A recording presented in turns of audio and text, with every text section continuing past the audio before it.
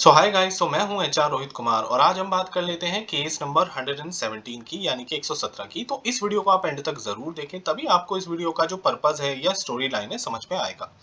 आप में से बहुत सारे लोग ऐसे हैं जो बैकग्राउंड वेरिफिकेशन से रिलेटेड किसी न किसी प्रॉब्लम में फंसे हुए हैं। कोई गाइडेंस चाहिए, कोई सजेशन चाहिए, तो मैंने स्क्रीन पे अपना नंबर डाला हुआ है। आप लोग मुझे 1 to 1 कॉल कर सकते हैं, बात कर सकते हैं, बट वो पेड होगा। तो चलिए स्टार्ट करते हैं। जहां तक मेरे बारे में है, मेरे पास एचआर में ऑलमोस्ट 15+ ईयर्स का एक्सपीरियंस है। तो मैंने एचआर के ऑलमोस्ट सभी फंक्शंस में काम किया है, तो बीजीबी भी उसमें से एक फंक्शन था। तो आप बेफिक्र होकर मुझे कॉल कर सकते हैं और मैं आपको अपने एक्सपीरियंस के बेसिस पे बेस्ट एडवाइस देने की कोशिश करूंगा। तो चलिए स्टार्ट करते हैं, केस के बारे में समझ लेते हैं। तो आज का जो केस है related to fake education document. जैसे कि मैंने पहले भी कई वीडियोस बनाई है, बट ये वीडियो थोड़ा सा यूनिक था। मुझे लगा कि हाँ, ये वीडियो बनाना चाहिए, तो मैंने इसलिए ये वीडियो बनाया।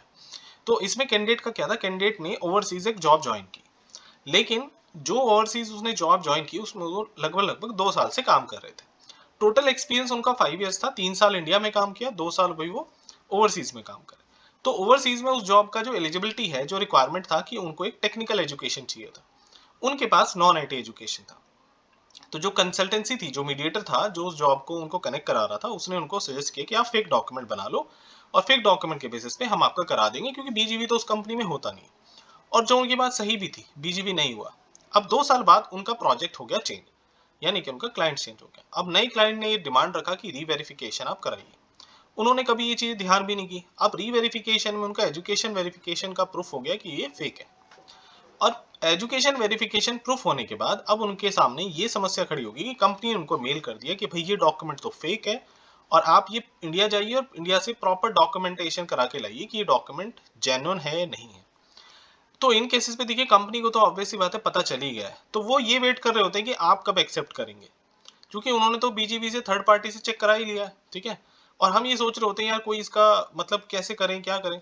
तो मैंने उनको ये सजेस्ट किया कि आप वहाँ पे अपना नॉर्मल रिजाइन करके, एचआर से बात करके, अपनी गलती एक्सेप्ट करके, नॉर्मल रिजाइन करके, एग्जिट प्रोसेस करके आप वहाँ से आ सकते हैं। क्योंकि इंडिया में इन चीज़ों का कोई रिकॉर्ड तो होता नहीं है कि भाई आप वहाँ गए थे, आए थे, ठीक है। बट हाँ, फिर भी अगर आप किसी भी ओवरसीज कंपनी में काम कर रहे हैं, तो पैसा तो आपने बैंक अकाउंट में लिया होगा ना।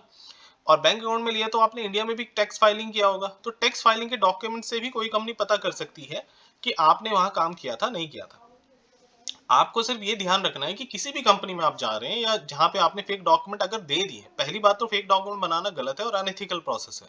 और फिर भी अगर आप ऐसी किसी सिचुएशन में फंस गए, तो आप कोशिश करें एज ए वॉलंटरी एग्जिट करने की।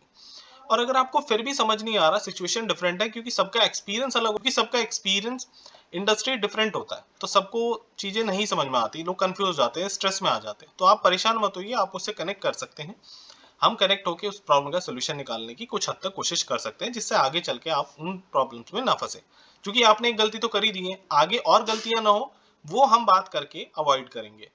तो आई होप ये वीडियो आपको अच्छा लगा होगा। लाइक शेयर कमेंट जरूर करें। और अगर कोई आपका डाउट है, कोई सजेशन है, कोई फीडबैक है, तो कमेंट बॉक्स में जरूर लिखें। तो चलिए मिलते हैं अगली वीडियो में। Thank you so much. Best of luck.